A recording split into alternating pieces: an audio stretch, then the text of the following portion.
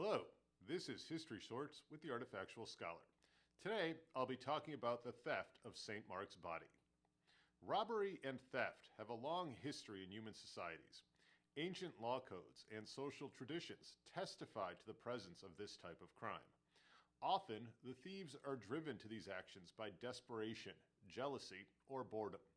But sometimes, a theft is motivated by other factors.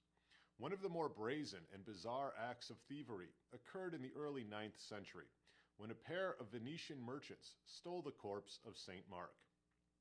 St. Mark was one of the four evangelists, credited with writing one of the books of the New Testament.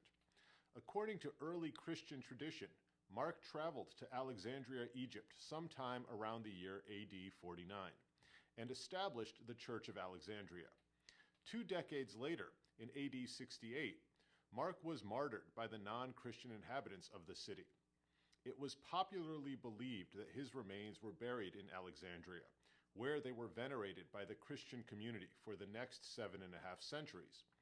But in the early 9th century, the story of St. Mark's remains took an unexpected turn. By that time, the Abbasid Caliphate, an Islamic empire centered in Damascus, had conquered Egypt and much of North Africa. Meanwhile, the Republic of Venice, located at the northern end of the Adriatic Sea, was beginning to emerge as a prosperous, ambitious commercial power in the eastern Mediterranean. The Venetians hoped to increase the prestige of their city, and one way to do so was by choosing a new patron saint. The first patron of Venice was St. Theodore, an early 4th century martyr, and admittedly a minor saint. Venetian ambitions wanted something more, a big-name patron saint. They wanted St. Mark. So, in 828, a pair of Venetian merchants, Buono di Malamocca and Rustico di Torcello, in Alexandria for business, went to venerate the relics of the saint. The Venetians were led to the saint's resting place by Orthodox churchmen.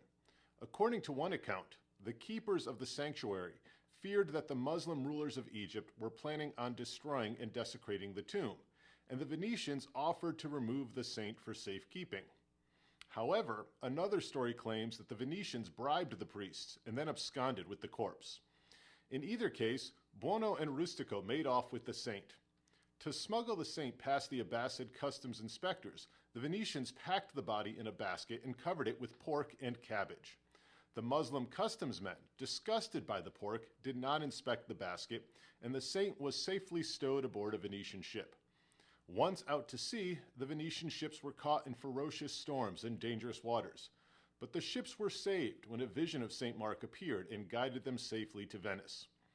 On arrival, the body of the new patron saint was presented to the Doge, the political leader of Venice, who quickly hid it away in the chapel of his palace to prevent it from being stolen. And there the saint remained for 200 years. During that time, the city began construction of a new church, a fitting resting place for St. Mark. As the church was nearing completion in the mid-11th century, a significant problem emerged.